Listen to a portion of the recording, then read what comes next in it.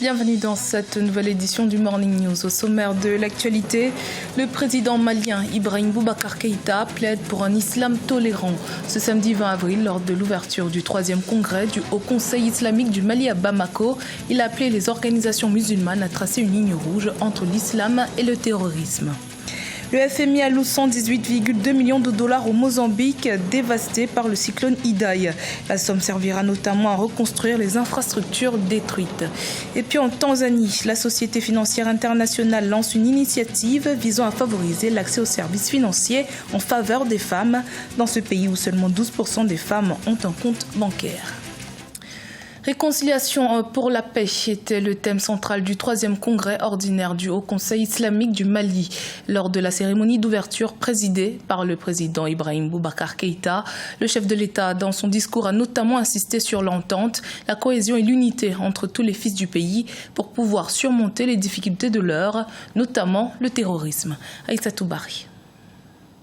Le président malien Ibrahim Boubacar Keïta appelle les organisations musulmanes à prôner un islam tolérant dans un contexte où le pays fait face à un regain des violences et où le tissu social s'effrite de jour en jour. Cet appel intervient en marge de l'ouverture du 3e congrès ordinaire du Haut Conseil islamique du Mali qui doit à terme élire un nouveau bureau pour un mandat de 5 ans renouvelable. Il est temps, chers frères et sœurs en religion, que les musulmans de notre pays condamnent et agissent d'une voix contre le salafisme armé, à l'image de l'un de nos voisins, hier victime de ce même salafisme armé, mais aujourd'hui revenu à un islam de tolérance et d'amour. La réconciliation pour la paix, tel est le thème du 3e congrès ordinaire du Haut Conseil islamique du Mali. Selon des analystes, la réponse sécuritaire n'a pas donné les résultats escomptés et dans ce combat, l'institution islamique pourrait jouer un rôle central afin d'instaurer le dialogue social et la réconciliation.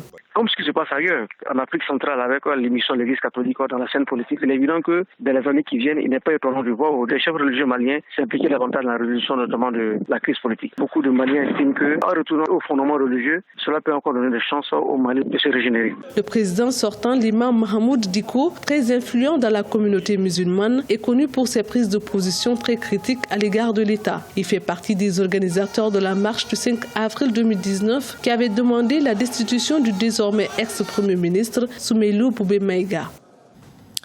Le FMI a annoncé vendredi 19 avril le déblocage d'urgence de 118,2 millions de dollars afin de soutenir le Mozambique suite au passage dévastateur du cyclone Idai le 14 mars.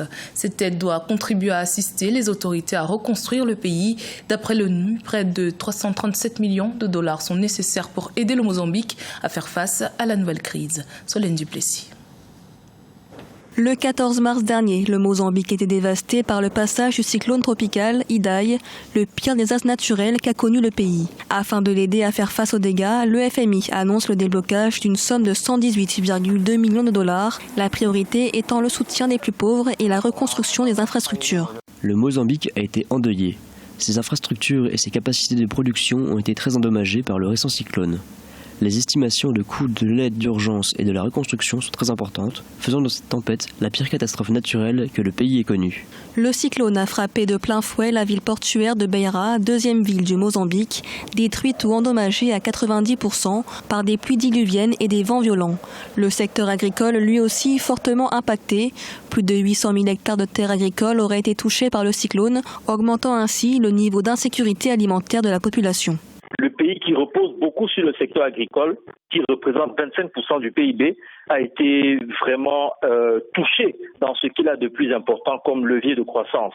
Donc, l'annonce du FMI de soutenir le pays à hauteur de 120 millions de dollars est quelque chose d'extrêmement positif parce que c'est ce que nous attendons des institutions financières internationales, qu'elles les accompagnent par des facilités de crédit qui conviennent aux situations qui se présentent dans les pays. Frappant également le Zimbabwe, le cyclone a causé d'importantes destructions et inondations dans les deux pays, faisant plus de 1000 morts et 2 millions de sinistrés. Selon le gouvernement, les perspectives de croissance devraient être revues à la baisse pour 2019. Le pays table désormais sur une croissance située entre 2,8% et 1,1% en 2019, contre 3,8% initialement prévu.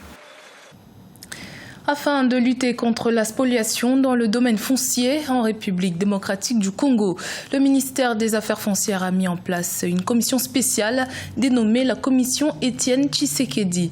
Cette initiative est considérée par beaucoup comme une piste de solution pouvant atténuer les conflits fonciers qui représentent plus de 80% des cas dans les cours et tribunaux du pays. Reportage de notre correspondant Jacques Amboka.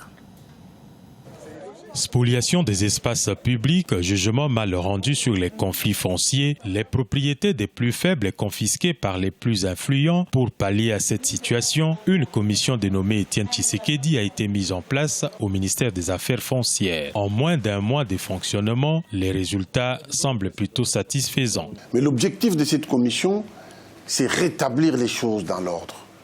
Rétablir, regarder avec des gros yeux toutes les injustices qui ont été commises et chercher à les réparer par un moyen pacifique, un moyen concerté mutuellement pour que les populations se sentent protégées. Dans ces sites abritant l'Institut des sciences et techniques médicales, l'on peut observer des constructions dont les propriétaires réclament détenir eux aussi des titres fonciers. Signe éloquent de dysfonctionnement des services de l'État que la commission Étienne Tshisekedi devra corriger désormais. Avec cette commission, plusieurs familles espèrent rentrer dans leurs droits. Madame Adikoko se compte parmi de nombreux cas. Quand j'ai su qu'il y a une commission comme ça, je me suis dit mais attends, Dieu est avec moi. Parce que si vous sillonnez aux tribunaux et tout, la plupart des dossiers, c'est des dossiers qui concernent des parcelles, des terrains, des concessions.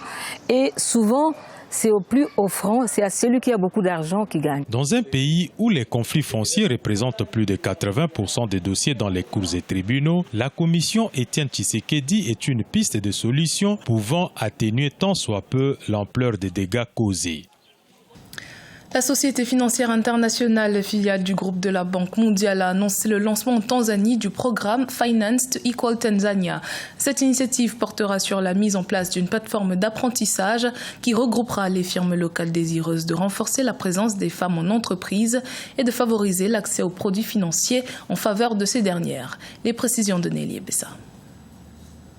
En Tanzanie, la Société financière internationale envisage renforcer l'inclusion financière féminine. En effet, le programme Finance to Equal Tanzania a été lancé pour favoriser l'accès aux services financiers en faveur des femmes. Le programme met en place une plateforme d'apprentissage regroupant des firmes locales désireuses de renforcer la présence des femmes en entreprise. Une initiative intervenant au moment où les services bancaires sont appréciés par les utilisateurs tanzaniens pour la sûreté de l'épargne, mais pas adaptée à leurs besoins. Seulement 12% des femmes en Tanzanie ont un compte bancaire ou utilisent des services bancaires, alors que près de 50% des femmes utilisent des canaux tels que la microfinance ou le mobile money. De même, des écarts subsistent au niveau de la direction des entreprises, avec seulement 35% de femmes occupant des postes de direction. Pour les observateurs, l'initiative de la Société financière internationale vis-à-vis des femmes en milieu financier en Afrique n'est pas la première du type. En 2018, un rapport de l'institution financière indique que les entreprises tunisiennes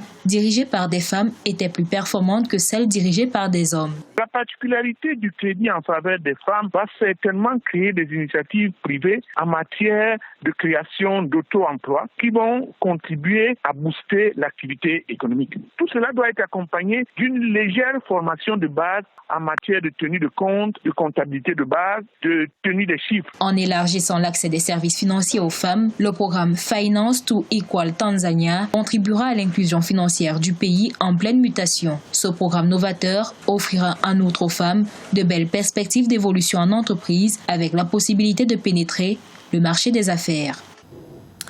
En Côte d'Ivoire, le partenariat public-privé semble porter ses fruits dans le secteur de la santé.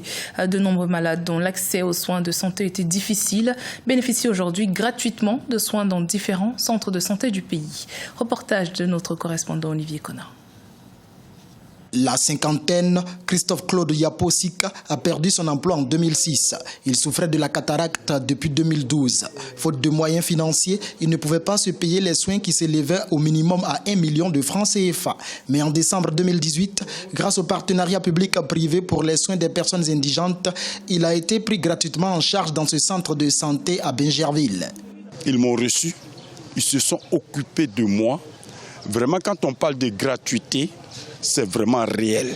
De 2015 à 2018, par le biais du partenariat public-privé, ce sont les soins de 1182 personnes indigentes qui ont été gratuitement traitées à Mercy King Hospital. En 2019, 3000 patients indigents y sont attendus. C'est un sacerdoce pour nous, mais en même temps, nous sommes confrontés à plusieurs défis. Nous avons besoin d'aide, surtout au niveau des médicaments. Nous avons également besoin de véhicules pour toucher les personnes des zones reculées. En rappel, actuellement, la Côte d'Ivoire consacre 5,9% de son budget national au secteur de la santé. Le pays compte investir de 2020 à 2024 plus de 1658 milliards de francs CFA dans ce secteur. C'était le journal de la rédaction. Merci de votre fidélité. Dans un instant, une nouvelle édition de l'actualité sur Africa 24.